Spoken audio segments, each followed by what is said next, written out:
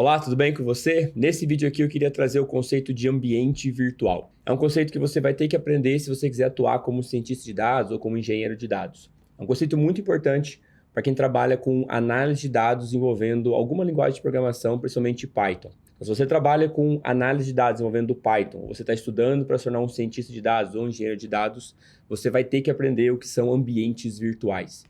E eu vejo que muitas pessoas têm confusão sobre o que é um ambiente virtual, como é que funciona, de onde surgiu. Eu vou explicar aqui para você nesse vídeo, que eu estou fazendo um projeto em Python aqui na comunidade DS, ao vivo com as pessoas ali durante as lives. Esse conceito veio à tona e eu queria trazer esse conteúdo aqui em formato de vídeo para você. Aliás, se você quiser participar da comunidade DS, aqui na descrição desse vídeo tem um link, um convite para você participar gratuitamente.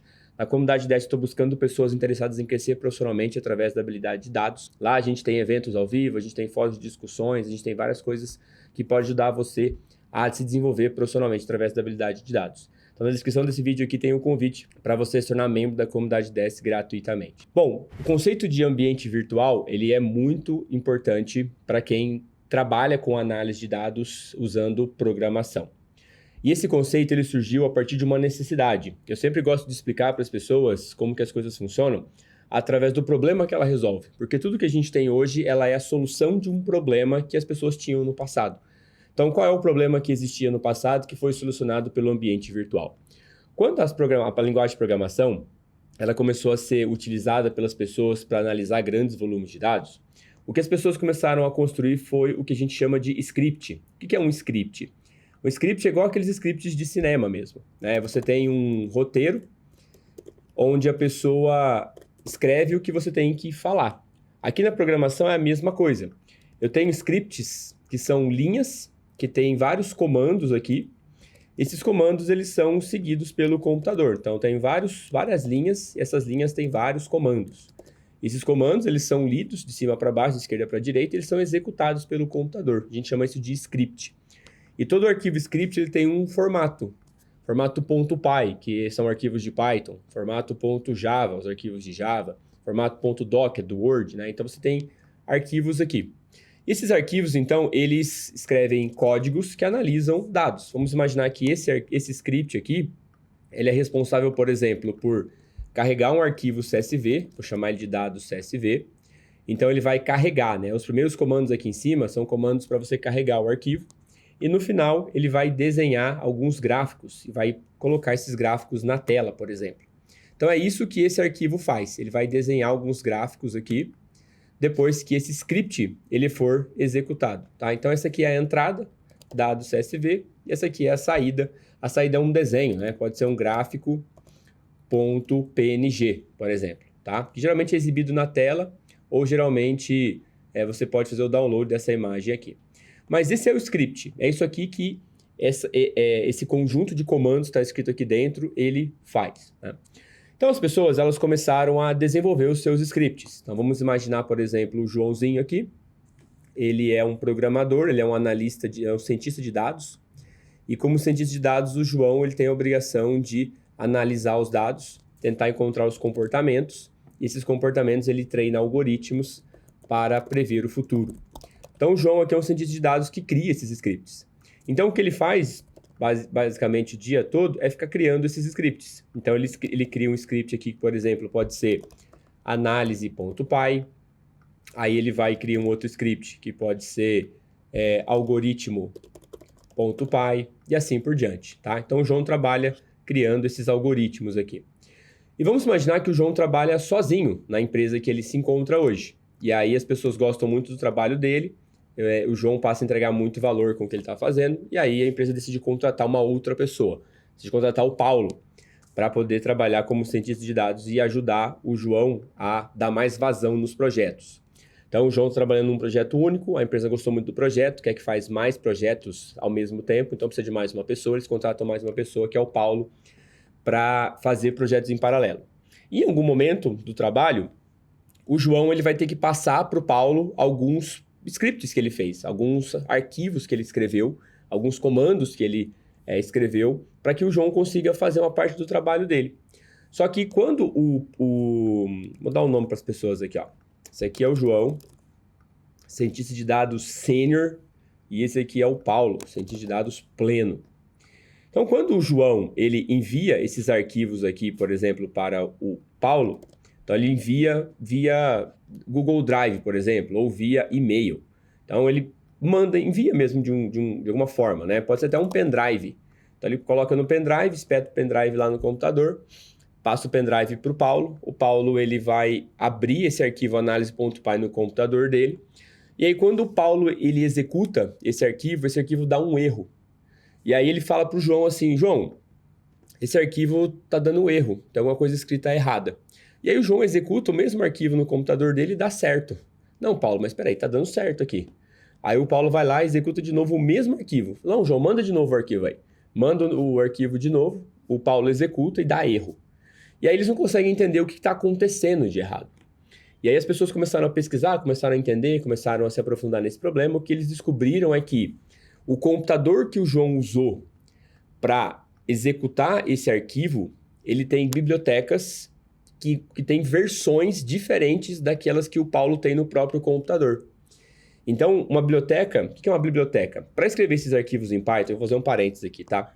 Para escrever esses arquivos em Python aqui, você usa bibliotecas. O que são bibliotecas? Bibliotecas é o mesmo conceito de biblioteca física, tá? Biblioteca, pensa na biblioteca. O que é a biblioteca? É um local que você guarda livros. E o que tem nesse livro? Esse livro tem conhecimento sobre alguma coisa. Tem conhecimento antropológico, científico, enfim, tem todo tipo de conhecimento. Quando você vai buscar um conhecimento, você quer saber, por exemplo, sobre dinossauro. Você não vai lá naquelas áreas de escavação e você procura um fóssil de dinossauro para entender o que é o dinossauro, certo? Você vai na biblioteca, você pega um livro sobre dinossauros e você vai ler algo que a pessoa já descobriu.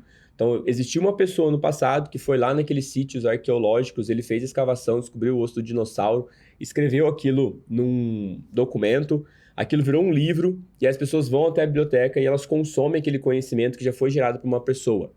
Na programação é exatamente a mesma coisa.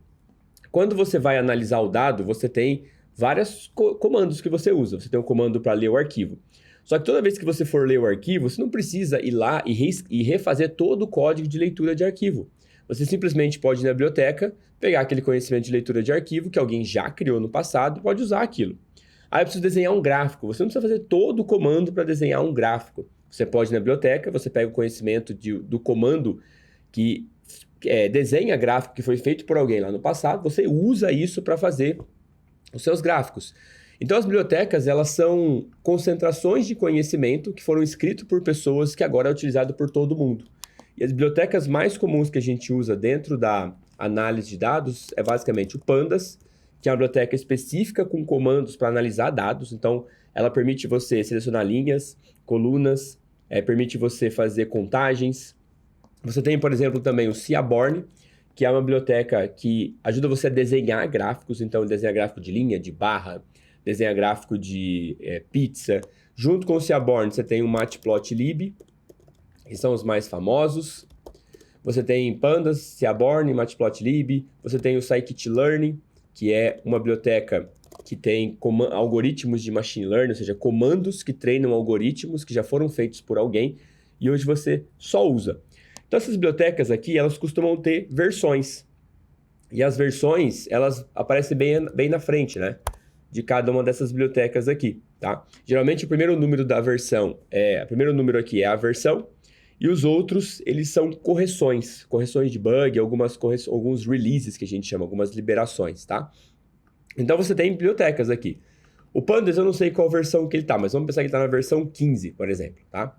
Então, vamos imaginar que quando o João ele foi fazer esse análise.py, ele usou uma biblioteca Pandas versão 14. Então, o João ele analisou, fez esse script, né? Ele escreveu esse arquivo aqui, usando uma biblioteca de Pandas versão 14. E quando o Paulo foi executar o mesmo arquivo, no computador dele, ele tem a versão 15. E às vezes, de uma versão para outra, um comando muda, ou uma sintaxe, né, que é a forma como você escreve o comando está diferente, a função que você usa para desenhar o gráfico, ele assume um parâmetro novo. Então, alguma coisa muda que faz o arquivo não funcionar na máquina do Paulo. Então, para resolver esse problema, o que as pessoas fizeram? Bom, ao invés de eu enviar o arquivo aqui para outra pessoa, então, ao invés de eu enviar só o arquivo para a pessoa, eu não vou enviar só o arquivo. Eu vou usar o conjunto de bibliotecas, então o conjunto de bibliotecas que foi utilizado. Então, eu envio não só o arquivo, que é o análise.py, que é o que a pessoa vai executar, mas eu envio também todo o conjunto de bibliotecas que foi utilizado para poder criar esse arquivo. Então, agora, quando o Paulo ele recebe não mais um arquivo.py, mas ele recebe todo o conjunto de bibliotecas que foram usadas para construir esse arquivo.py, o Paulo agora pode simular no próprio computador o ambiente que o João desenvolveu aquele arquivo. É como se eu enviasse o arquivo e falasse assim, Paulo, executa esse arquivo aqui, mas todas as bibliotecas que eu usei para executar o arquivo. Aí o que o Paulo vai fazer? Ele vai receber o arquivo e falar assim, beleza, amigo, deixa eu colocar aqui as bibliotecas que você utilizou e eu vou executar o arquivo usando as mesmas bibliotecas que você usou para criar. E aí a chance de dar erro é muito pequena, é quase zero. Por quê? Porque eu estou não só enviando o arquivo, mas eu estou enviando também todo o conjunto de bibliotecas que foram usadas para criar aquele arquivo. Então, para conseguir enviar esse conjunto de bibliotecas aqui, as pessoas criaram um conceito chamado conceito de ambiente virtual. Então, o que é um ambiente virtual? Ele é literalmente uma pastinha que você cria para poder isolar todas as bibliotecas que você usou. Então, por exemplo, vamos imaginar que o João vai escrever esse arquivo análise.py. Antes do João escrever o arquivo, o que ele vai fazer? Ele vai criar um ambiente virtual. É como se ele criasse uma pasta aqui, chamada ambiente virtual. Ambiente virtual. E nessa pasta, literalmente uma pasta no computador, tá? Essa pasta aqui, ela vai guardar todas as bibliotecas instaladas. Então, todas as bibliotecas que o João ele usar nesse código estarão aqui. Ele vai guardar o arquivo, por exemplo. Ele vai guardar algum outro arquivo de configuração, um CFG. Ele vai guardar tudo que é preciso e necessário para que esse arquivo análise.py ele funcione. Inclusive aqui as bibliotecas, certo? Então é para isso que serve um ambiente virtual, para você isolar os ambientes de cada projeto. E quais são as boas práticas para quem trabalha com análise de dados e usa programação Python?